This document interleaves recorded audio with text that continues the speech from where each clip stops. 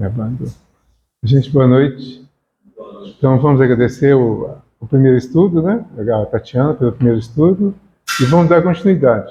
E aproveitando o final, para dar continuidade, eu queria chamar a atenção para um detalhe também de amanhã é dia da criança, né? Não é isso? Pois é, e é dia de Nossa Senhora Aparecida também. Parece que foi feito mais ou menos propositalmente. Esse dia, deixa eu achar aqui minha anotação. Se eu achar. Esse dia é o seguinte: Dia Mundial da Criança, oficialmente é 20 de novembro. É a data que a ONU reconhece como Dia Universal das Crianças, por ser a data que foi aprovada a Declaração dos Direitos da Criança. Aqui no Brasil e em alguns outros países, especialmente aqui, o Dia da Criança é comemorado dia 12 de outubro, aproveitando o feriado, o Dia de Nossa Senhora Aparecida. Certo? Mas o que eu queria chamar a atenção com isso aqui? Criança. Semana passada nos pediram para fazer um estudo sobre a importância da evangelização infantil. Para a gente pensar sobre isso. Porque na viagem que nós fizemos para chegar na evangelização infantil, nós concluímos que quando você vem na nossa realidade, na atualidade, nós vamos encontrar muitas crianças mal educadas, que agora já cresceram, já estão grandes, né? Então as crianças de ontem e de antes de ontem, que se tornaram o que nós somos hoje, muitas foram muito mal educadas. No sentido moral, no sentido de educação, realmente aquela educação de casa do berço. E faltou a educação religiosa, espiritual. Não importa qual a crença, não importa qual a religião. Importa levar a pessoa a pegar alguns princípios dessa área. Então, a sugestão que eu tenho dado nesses dias, em homenagem ao Dia da Criança, é que a gente, quem tem possibilidade de fazer isso, né, convidar as crianças para irem a algum lugar para rezar, fazer um culto, alguma coisa assim. Tem uma pergunta que foi feita ao Emmanuel, está no Consolador, na questão 113, que ele fala assim: os pais espiritistas devem ministrar a educação doutrinária a seus filhos, ou podem deixar de fazê-lo, invocando as razões de que, em matéria de religião, apreciam mais a plena liberdade dos filhos. A resposta é: o período infantil, em sua primeira fase, é o mais importante para todas as bases educativas. E os pais espiritistas, cristãos, não podem esquecer seus deveres de orientação aos filhos nas grandes revelações da vida. Em nenhuma hipótese, essa primeira etapa das lutas terrestres deve ser encarada com indiferença. O pretexto de que a criança deve desenvolver-se com a máxima noção de liberdade pode dar ensejo a graves perigos. Já se diz no mundo que o menino livre é a semente do celerado. A própria reencarnação não constitui em si mesma restrição considerável à independência absoluta da alma necessitada de expiação e corretivo? Além disso, os pais espiritistas devem compreender que qualquer indiferença nesse particular pode conduzir a criança aos prejuízos religiosos de outrem, ao apego do convencionalismo e à ausência de amor à verdade. Então fica aí a nossa primeira sugestão nesse sentido, não é? E continuando o nosso estudo, a gente está estudando o Livro dos Espíritos, estamos recomeçando, estamos na fase inicial dele, né, na introdução, e a introdução tem várias partes. Nós estamos agora no item 16, que ele intitulou Teoria Magnética ou do Meio Ambiente. E nesse parágrafo que a gente parou semana passada, ele diz assim: as pessoas incapazes de negar a existência de um fenômeno que a ciência comum não consegue explicar e não querendo admitir a intervenção dos espíritos, explicam-no a seu modo. Então, a pessoa, ela não tem coragem de negar um acontecimento, um fenômeno, um milagre, por exemplo, né? Mas a ciência não tem explicação ainda. Aí o que a pessoa faz? Ela tenta explicar a seu modo. Como que nós fazemos na vida? Em diversas situações da vida, a gente não sabe, não tem nenhum conhecimento do assunto e tenta explicar do nosso jeito, sem nenhum fundamento, sem nenhuma base racional, né? Não tem nenhum fundamento, não tem nenhum conhecimento, mas eu não posso deixar de dar uma resposta.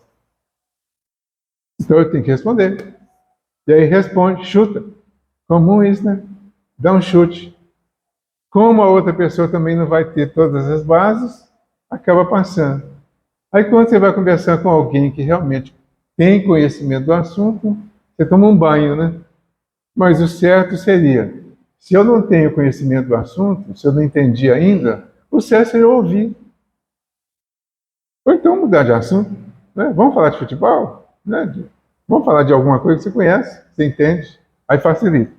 Aí ele continua assim: a teoria que sustentam seria sedutora se pudesse abarcar todos os fatos, mas assim não acontece. E quando se demonstra até a evidência que algumas comunicações do médium são completamente estranhas aos pensamentos, aos conhecimentos, às próprias opiniões de todos os presentes, e que essas comunicações são muitas vezes espontâneas e contradizem as ideias preconcebidas, elas não se entregam por tão pouco. A questão do médium, da mediunidade, da comunicação dos espíritos. Ainda há muito desconhecimento e pouca aceitação da realidade da existência, da continuação dos espíritos, e menos ainda dessa possibilidade da comunicação. Porque a gente ouve, às vezes fala, sem nem pensar direito, já, até sabendo alguma coisa, né? Fala assim, mas ninguém, quem morreu nunca voltou para falar nada. Não sei como é que quem morreu nunca voltou para comunicar se é bom, se é ruim. Né? É comum a gente ouvir isso, né? Ah, ninguém nunca voltou? Quem morreu nunca voltou para falar nada? Mas nós aqui, por exemplo, não podemos falar isso. Especialmente quem participa de reunião mediúnica. Eu não tenho, nem imagino com quantas pessoas que já morreram que eu já conversei. Lá dentro da reunião mediúnica. E eu não tenho nenhuma dúvida que aquelas pessoas são as que voltaram para contar a própria história, para essa história, inclusive, servir de experiência para nós.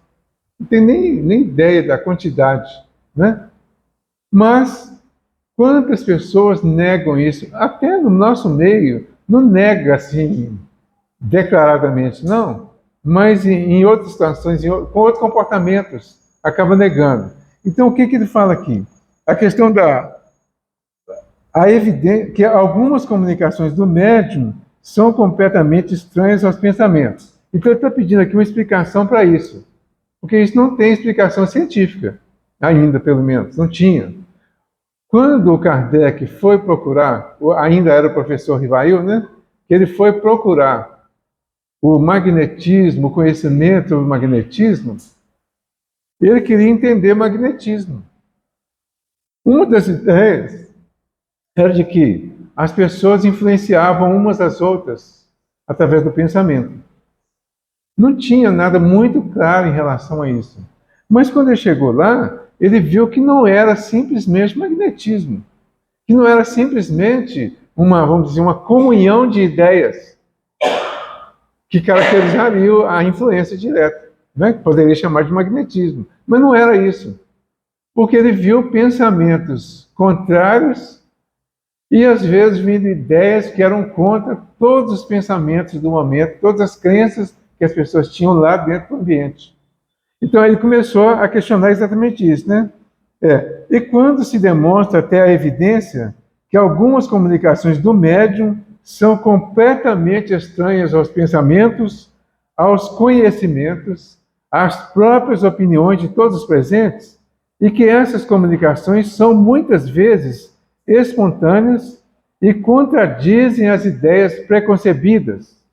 Elas não se entregam por tão pouco. Quer dizer, ainda assim, as pessoas vendo isso, ouvindo isso, elas não se entregam. Aí ele fala, a irradiação, responde, amplia-se muito além do ciclo imediato. Quando a gente faz curso de passe, a gente aprende que uma das formas de dar passe é o passe à distância, que a gente chama de irradiação. Só que vamos dizer, um tratamento direto. Você pode, a pessoa de lá, sabendo ou não, você tem um parente lá nos Estados Unidos, então você vai fazer uma irradiação.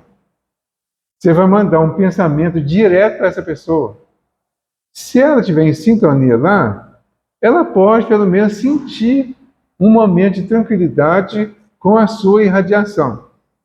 Quando você vai explicar a prece explicada no Evangelho, eu não sei se está para frente ou para trás do que que a Tatiana falou hoje, mas a prece é uma irradiação, é uma comunicação através do pensamento, é um pensamento direcionado, certo? Então, aí ele fala, a irradiação, responde, amplia-se muito além do ciclo imediato.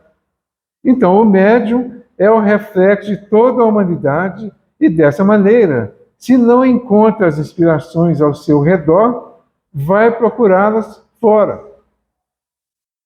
A tentativa de explicar a mediunidade para não admitir os espíritos.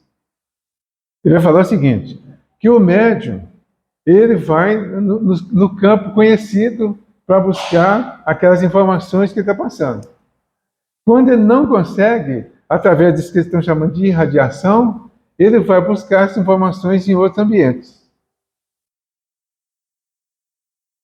Aí o que o Kardec fala aqui é que isso aqui é totalmente, ou seja, é muito mais complicado do que se simplesmente começar a adotar a possibilidade de ter um espírito que vai e fala, que traz aquela informação que é diferente do que todo mundo pensa até aquele momento ali, né? Mas as pessoas não querem admitir. Até então, a gente estava aqui em 1858, né? 160 e tantos anos atrás, né? Eu não era nascido ainda. Para essa existência, naturalmente, né? Eu não era. Não creio que esta teoria encerre uma explicação mais simples e mais provável que a do Espiritismo, pois supõe uma causa bem mais maravilhosa. O que é mais fácil entender e aceitar? Que existem os espíritos que vêm e trazem uma comunicação, que traz uma inteligência muito mais evoluída, avançada, para falar de um determinado assunto que ainda é desconhecido aqui. Ou seja, tem aí um Einstein, por exemplo, né, que tinha uma inteligência privilegiada, então de repente ele vem, utiliza um médium e vai falar sobre as teorias que ele desenvolveu aqui para um grupo de pessoas que nunca viu nem falar em Einstein. Ninguém conhece aquele assunto. Mas aí a gente explica, o cientista, uma pessoa muito inteligente que passou aqui no passado, ele trouxe essa teoria. É o espírito. O espírito não morre. Então, esse espírito não morreu, agora ele veio se comunicar e dar essa informação. Ou, não, o médium, para trazer essa informação, ele sai procurando mentalmente aí pelo universo até achar esse pensamento, essa explicação, e aí ele traz. Qual que é mais complicado? Para nós é até suspeito a gente responder isso, né? Qual que é mais complicado? E para nós é muito mais fácil aceitar o espírito. Então vem lá o Sócrates, 500 anos antes de Cristo. Está vivo. Não sei se ele está encarnado ou não, mas ele está vivo. Em algum lugar. Então, um pensamento do Sócrates, lá do passado, que é uma ideia, né, a filosofia dele lá, de repente chega claramente com identificação, inclusive. É um assunto que ninguém conhecia, é uma ideia que ninguém conhecia. Aí vem, às vezes o espírito se identifica. Ele diz, ah, não, isso aí não. Isso aí foi buscado lá no passado. Então ele fala, né? Não creio que em ser uma explicação mais simples e mais provável que a do Espiritismo, pois supõe uma causa bem mais maravilhosa. A ideia de que seres do espaço, em contato permanente conosco, nos comuniquem os seus pensamentos, nada tem que choque mais a razão do que a suposição dessas irradiações universais vindas de todos os pontos do universo para se concentrarem no cérebro de um indivíduo. Eu achei interessante isso aqui, porque eu estava lendo isso aqui hoje para trazer, né? E a gente está lendo o livro da Joana de Ângeles, da coleção da Psicológica. E amanhã, inclusive, quem puder vir, né, nós vamos conversar sobre o livro Jesus e o Evangelho à luz da psicologia profunda. E eu fiquei pensando assim, eu entendo mais ou menos o que é Jesus, entendo o que é o Evangelho, mas eu não entendo ainda o que é psicologia profunda. Aí eu fui lá para o Google, né? Psicologia profunda. Aí ele falou assim, Jung e a psicologia profunda. E é esse. Perfeito, né? Por quê? A Joana de Ângeles, ela ditou essa obra toda, esses são 16 volumes, ela ditou essa obra toda e ela é muito baseada na tese, vamos dizer assim, do Jung, que tem uma ramificação vindo lá do Freud, né? Então, ela baseou muito no Jung, porque o Jung tinha, parece que tinha um ladinho religioso que o Freud não tinha. Então, ela pegou muita coisa dele. E dentre essas coisas todas, eu tinha uma curiosidade sobre a questão do inconsciente coletivo e achei aqui exatamente isso. O inconsciente coletivo, fala assim, é entendido como um fundamento genérico, biológico e psíquico de natureza transpessoal existente em todo ser humano. Por essa designação, entendo um funcionamento psíquico inconsciente presente em todo ser humano que motivou não apenas nossas modernas imagens simbolistas, mas também todos os produtos semelhantes do passado da humanidade. Aí bagunçou minha cabeça mais ainda, né? Mas não bagunçou tanto, não. O que ele diz aqui? Essa ideia do inconsciente coletivo devia estar no inconsciente coletivo dessas pessoas tentarem explicar dessa forma. Porque a ideia é interessante. Ela tem uma realidade, claro. Só que ela não explica essa questão que o Kardec colocou aqui, que é atribuída aos espíritos. Então existe. Eu estava até pensando, nós estamos vivendo um momento aqui, né? A gente tem que falar dessas coisas, né? É o exemplo do momento. Nós estamos vivendo aqui um momento de polarização. O que tem no inconsciente coletivo de um lado e de outro? Sabe o que preciso falar sobre isso? Sabe a conclusão que eu cheguei? Vocês podem me negar se quiser. Eu cheguei à conclusão que no inconsciente coletivo de um lado e de outro tem ódio contra um lado e contra o outro. Então, isso eu achei interessante isso para ilustrar o que eu entendi desse negócio. Eu não li tudo ainda não. Sobre essa questão do inconsciente coletivo. O que tem? Como que está o processo todinho aí? Como é que estão as informações? Como é que estão as informações? Sábado, na reunião mediúnica aqui, um espírito, né, o pai Joaquim, chegou para nós e falou, gente, precisamos orar muito.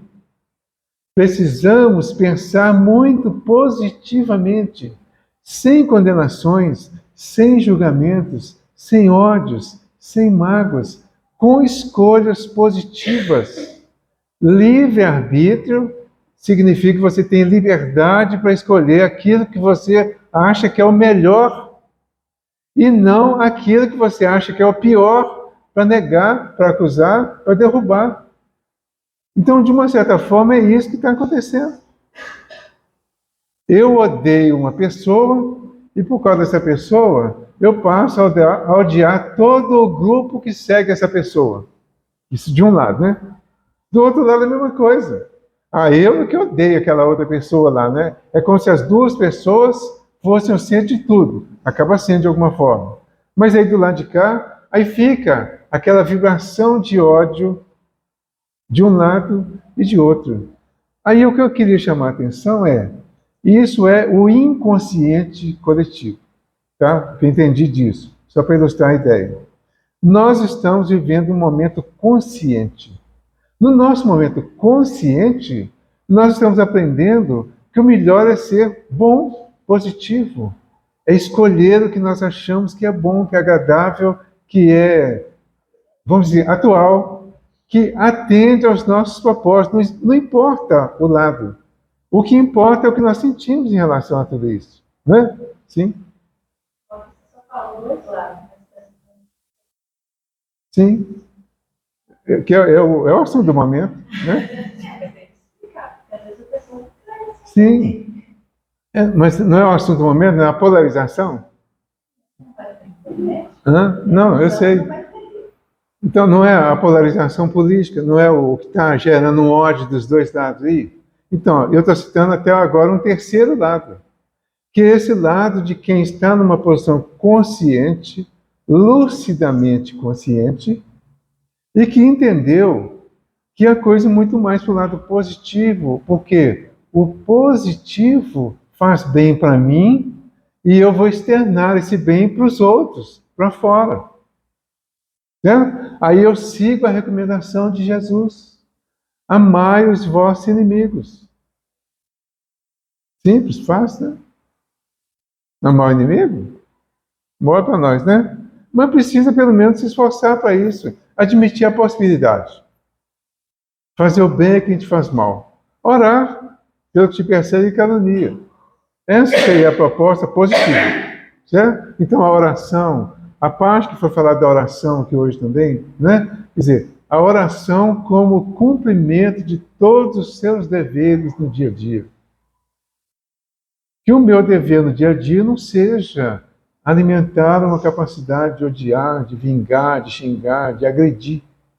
Né? Que nós possamos nos manter vigilantes. Isso aí melhoraria um terceiro tipo de, vamos chamar de inconsciente coletivo, que é daqueles que estão dispostos a fazer o bem, que vai ter uma sintonia. A gente teria três lados. Certo? Melhoraria bastante. Né? Ou quatro. Eu sempre falo que Jesus tinha sempre uma terceira opção. Né? Normalmente a gente tem duas. É comum falar, ou bem ou mal, né? Certo ou errado, direita ou esquerda. Né? Mas Jesus tinha três opções. Quase sempre, em diversas situações, né?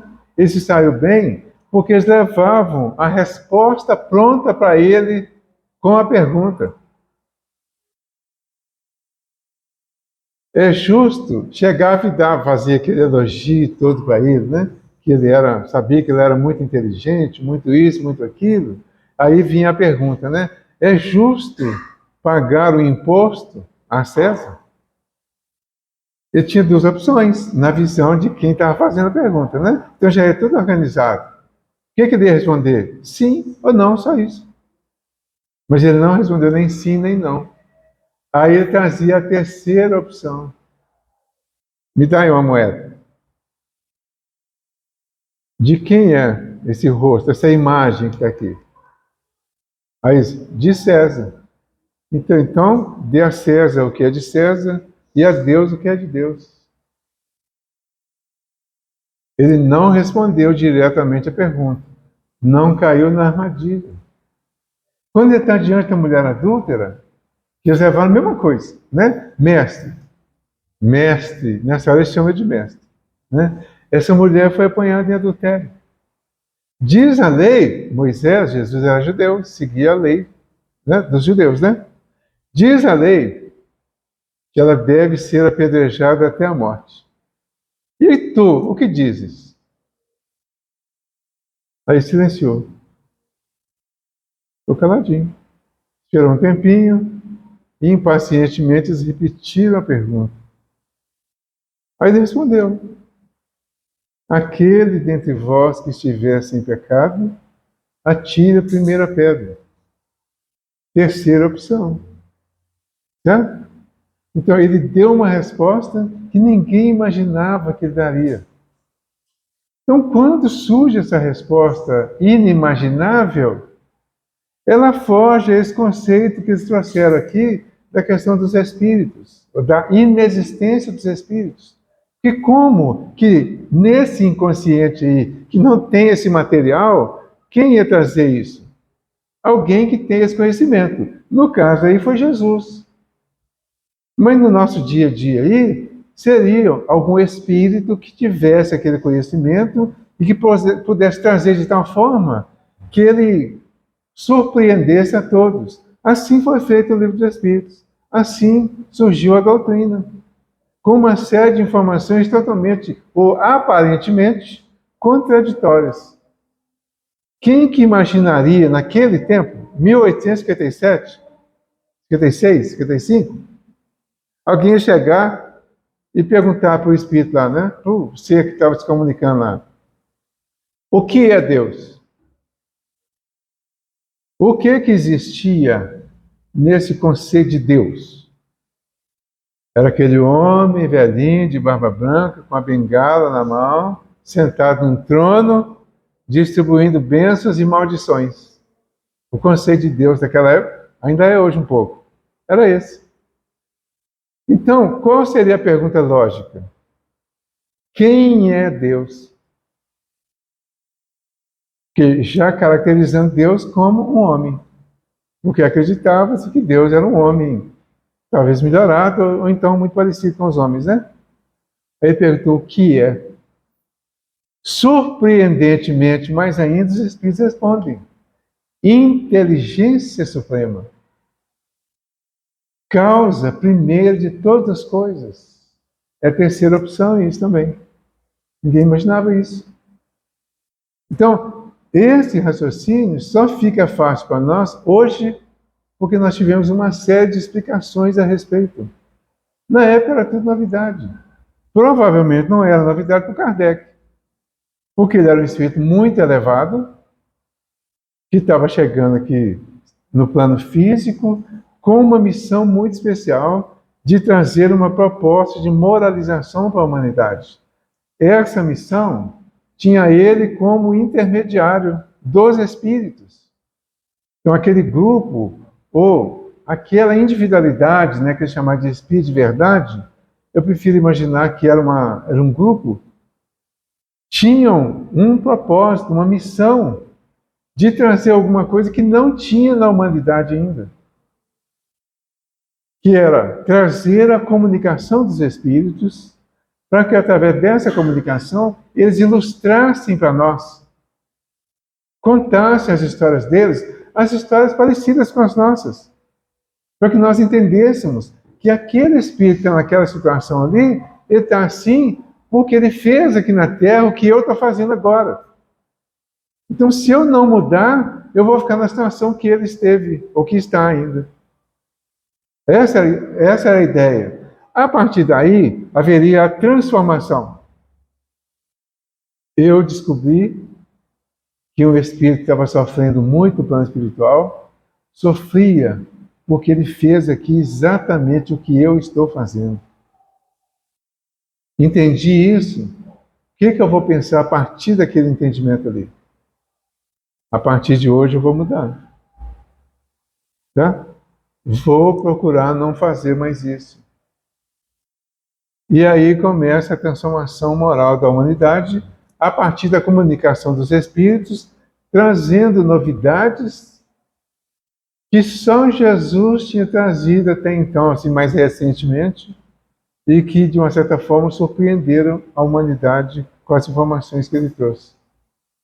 Porque o amar o inimigo até hoje é uma grande incógnita. Aí agora estão discutindo a mediunidade. A comunicação dos espíritos, mais a comunicação do que a própria mediunidade. Aí ele vem assim: diremos ainda uma vez, e este é um ponto capital, sobre o qual nunca será demais insistir, que a teoria sonambúlica e a que se poderia chamar reflectiva foram imaginadas por alguns homens.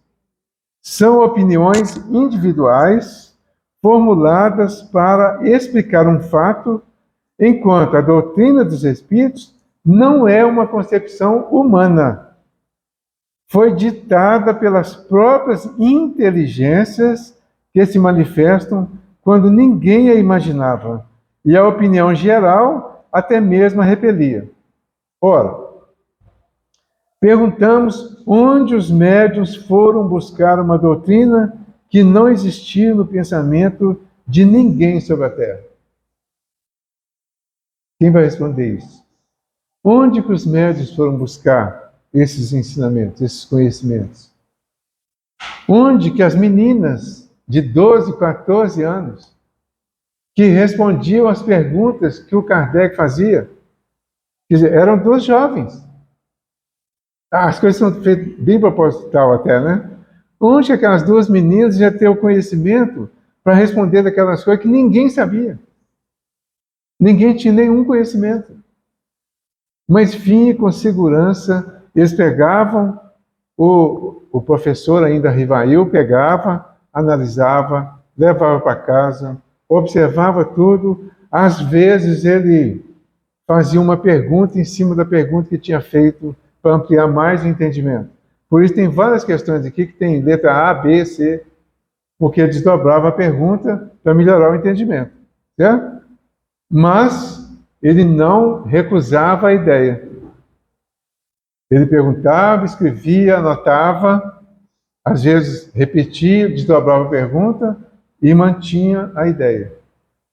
Na medida que a ideia vai saindo e vai sendo estudada, ela vai se parecendo cada vez mais lógica, mais racional. Então, as ideias pareciam racionais. Faltava, então, entender quem trazia aquelas ideias. Então, de fora, principalmente do Espiritismo, é que vinham todas essas críticas, todas essas recusas a essa possibilidade de os Espíritos virem para falar aquelas coisas. Mas aí só o tempo foi mudando, né? Ora, perguntamos, então, onde os médiuns foram buscar uma doutrina que não existia no pensamento de ninguém sobre a Terra. Então, não existia o tal do inconsciente coletivo nesse sentido. Certo? Perguntamos ainda, por que, estranha coincidência, milhares de médiuns espalhados por todas as partes do globo, sem nunca se terem visto, concordaram em dizer a mesma coisa? O Evangelho segundo o Espiritismo, que é o terceiro livro, né, da doutrina, ele coloca lá na introdução que vieram mensagens muito parecidas de mais de 1.100 espíritos espalhados pelo mundo. Mais da Europa, né, da região mais próxima, lá que devia ter uma dificuldade de comunicação. Né? Mas ele fala que vieram de diversas partes do mundo. Pegava as mensagens, comparava, tudo coincidia, o assunto coincidia. A forma talvez não, mas a essência do assunto era parecida. Então, aí que vem a pergunta dele, né? Como é que é isso então? De onde eles iam tirar isso? Uma pessoa no Brasil, outra lá na França, outra lá nos Estados Unidos, outra lá na China, pensando a mesma coisa, mas uma mesma coisa que ninguém conhecia na humanidade ainda. Entendeu? Então, reforçando isso aí, só para chegar na explicação da existência dos espíritos. Se o primeiro médium que apareceu em França sofreu a influência de opiniões já aceitas na América, por que estranha razão foi ele buscar as suas ideias a 2.000 léguas além mar, no seio de um povo estranho por seus costumes e sua língua, em vez de tomar o que estava ao seu redor? Esse é o argumento dele para fazer os críticos pensarem e chegarem à conclusão que eles realmente não entendiam o assunto. Eu não entendo, eu não consigo responder isso aqui. Então o que eu vou ter que fazer? Eu vou ter que estudar essa doutrina. porque ela vai trazer para mim as explicações sobre esse assunto. Essa doutrina vai me convencer de alguma forma, né? Mas há ainda umas circunstâncias em que não se pensou bastante. As primeiras manifestações na França, como na América, não se verificam nem pela escrita, nem pela palavra, mas através de pancadas correspondentes às letras do alfabeto, formando palavras e frases. Então foi mais complicado ainda no início, lá em, como é que chama? Hydesville. A única palavra em inglês que eu sei falar é essa, nem sei se está certo, mas é sem deslocar a língua, né? Então, duas jovens também, né? Era uma família, a família muda para uma casa, começa lá as pancadas, os barulhos da nossa área, na parede, do todo lado. Uma das jovens, que era uma das meninas, das irmãs Fox, uma delas um dia resolveu repetir o batido que ela ouvia. Então ela ouviu lá. Aí ela foi lá e fez também. Aí ela ouviu. Achou interessante. Chamou a família. Ó, está me respondendo. Aí continuaram. E continuaram. Começou uma conversa através das pancadas. Um dava duas, outro dava três, outro dava três, outro dava quatro, e começou. Aí apareceu uma pessoa que tinha uma noção dessa comunicação através de sinais, de pancadas, e aí foi dar orientação para elas, para que elas pudessem conversar. E aí iniciou a comunicação através das pancadas. Cada letra tinha uma quantidade de batidas. Aí, através desse alfabeto que foi criado aí, o camarada contou a história dele todinha. E o interessante é que essa família, eles eram de origem protestante. Nos Estados Unidos, em algumas cidades nos Estados Unidos, a grande maioria é protestante. O protestantismo acho que é ainda muito forte nos Estados Unidos, né? Então eles eram de origem protestante. Foram, inclusive, muito criticados por terem aceitado chegar até o ponto que chegou. Mas chegou a um ponto que ficou confirmado. Era um viajante que passava de casa em casa vendendo coisas, passou lá naquela casa, a família roubou dele o que ele tinha para vender, matou, esquartejou, enterrou partes dele pela casa, e tudo isso foi contado através da pancada. E tudo foi confirmado.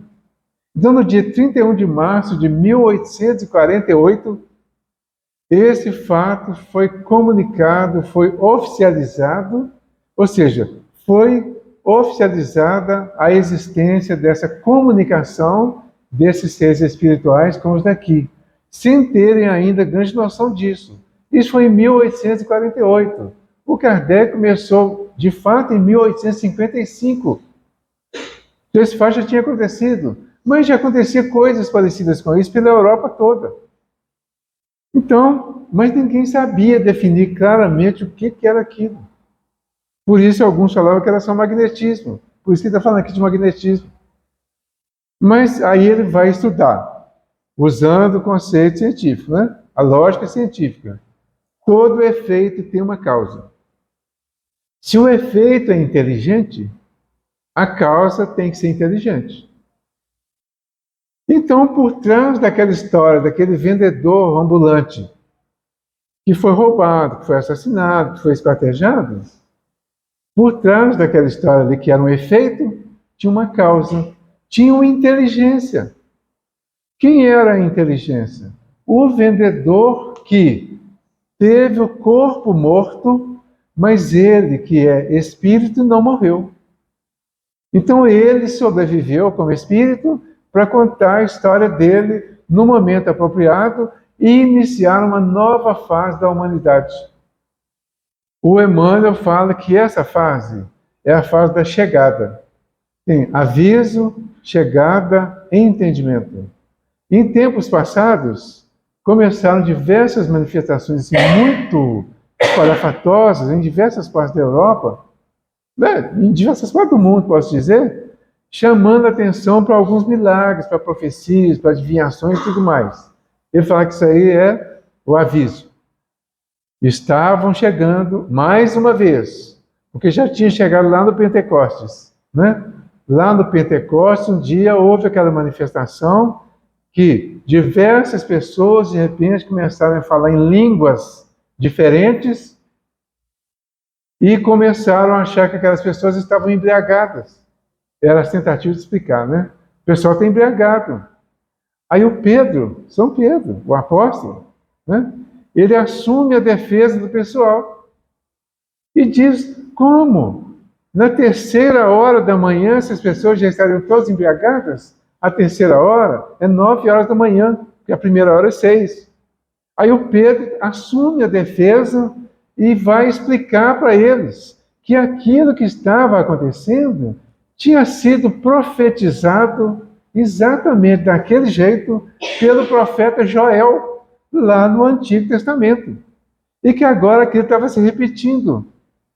Então foi um momento muito importante eles chamam de eclosão, do que nós chamamos hoje de mediunidade, num tempo em que as pessoas todos falavam em línguas diferentes e cada um que era originário daquele grupo entendia a comunicação e os outros não. Uma pessoa que já falava tudo no grego lá, ou talvez no hebraico, no aramaico, que é a língua comum deles ainda, de repente essa pessoa começava a falar numa língua de um dialeto totalmente eliminado, já escondido. Então eles chamaram isso, por isso em algumas igrejas, especialmente as igrejas protestantes, né, chamam isso de falar em línguas. Existe isso ainda. Tem uma, se não me engano, é Maranata que chama. Tem um momento lá em que as pessoas, que nós chamamos de médiuns, eles falam em línguas. Só que falam numa língua que é estranha, que é exatamente o que aconteceu lá naquela época lá. Né? E ainda acontece de alguma forma em outros momentos, em outras situações. Na Igreja Católica existe isso também. De um tempo para cá, a Igreja Católica criou o grupo carismático, e no grupo carismático tem um momento que tem essas manifestações também, principalmente voltado para a cura. Nós chamamos de mediunidade, eles vão chamar do nome que eles quiserem. Hein? É. Pois é um palavreado estranho, né? Estão falando em língua. Ah, então é difícil de entender. O Paulo, lá, o apóstolo Paulo, na carta dele aos Coríntios, capítulo 12, eu sei que todo mundo aqui já leu o capítulo 12 da primeira carta aos Coríntios, né? Claro, né? Ou não? Já. Primeira carta aos Coríntios, capítulo 12, o Hermínio Miranda fala que foi o primeiro livro dos médiuns. Porque ele fala dos dons espirituais. E fala que cada um veio aqui para exercer o seu dom de acordo com a sua especialidade, de acordo com a sua função. Ele diz que tem alguns que falam em línguas. E tem aqueles que conversam com os que falam em línguas, ou que interpretam as línguas faladas. Aqui no Centro Espírita, o que nós fazemos? Os espíritos vêm e conversam.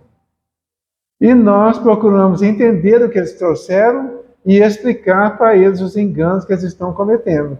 Eles falam na língua do médium, mas falam numa língua, uma linguagem que é diferente da linguagem cristã, por exemplo. O que é muito comum? Espíritos chegar aqui querendo vingar de alguém, querendo atrapalhar alguém, querendo perseguir alguém. E isso não é a linguagem cristã. Essa é a linguagem da perseguição, da vingança. A linguagem cristã é do perdão, do amor ao próximo, do entendimento, da compreensão, não é? A gente vai conversar com ele. Então, tem aquele que fala em língua. É uma língua comum que é a nossa. É o médium. Tá? E tem o outro que vai interpretar a linguagem. Vai conversar com esse espírito e vai mostrar para ele que o que ele está fazendo é a repetição de um processo que já vem sendo feito a longa data e que está só repetindo aquilo e se prejudicando cada vez mais. E hoje existem recursos até de comunicação que a gente consegue mostrar facilmente para ele que está totalmente enganado, que são os recursos do Evangelho que nós estamos estudando e aprendendo. Né? Então, tudo isso aí vem confirmar para nós a questão da existência dos espíritos. Mas o crítico continuou sem entender por muito tempo ainda, porque eles não queriam entender. O tempo está acabando. Vamos parar aqui, né? Ele fala assim, ó, mas há ainda umas circunstâncias em que não se pensou bastante. Vamos ficar assim. As primeiras manifestações na França, como na América, não se verificam nem pela escrita, nem pela palavra, mas através de pancadas correspondentes às letras do alfabeto, formando palavras e frases. Foi o que nós comentamos, né? Então, há circunstâncias em que não se pensou bastante. Vamos pensar? Vamos pensar mais? Vamos deixar um pouquinho de lado o preconceito religioso. Certo? Vamos eliminar a divisão religiosa. Vamos resgatar o cristianismo do Cristo, que não era religião. O cristianismo é uma doutrina para a humanidade. A humanidade se dividiu na doutrina do Cristo e fez diversas outras doutrinas para entender de acordo com os grupos. Aí surgiram os grupos religiosos. Né? Um dos primeiros que adotou isso foi o catolicismo. Mais tarde, bem mais tarde, veio o protestantismo e que se subdividiu também em vários grupos para entender a mensagem do Cristo, do cristianismo. Então, vamos deixar de lado qualquer preconceito nesse sentido e vamos fazer o que ele falou aqui, ó. Vamos pensar bastante nesse sentido, no cristianismo do Cristo, e vamos resgatar esse cristianismo para nós. Depois que resgatarmos, nós podemos até rever as nossas crenças e falar, não, eu quero ser espírita. O outro, eu quero ser católico. Eu vim do catolicismo. O outro fala, não, eu quero continuar sendo evangélico ou protestante. O outro, não, eu quero ser testemunho de Jeová, adventista do sétimo dia. Não importa qual foi escolhido. Importa é você entender que qualquer grupo religioso que você escolher, você precisa fazer direito. Não é advocacia, não, é direito. É outra coisa, né? Precisa fazer direito, fazer certo. Cumprir as orientações que são colocadas. Certo? Então vamos pensar nisso e vamos ficar com essa mensagem do pensar bastante. Semana que vem a gente continua com a nossa introdução, agradecendo a Jesus pela oportunidade, agradecendo a todos pela atenção, né? Pela paciência.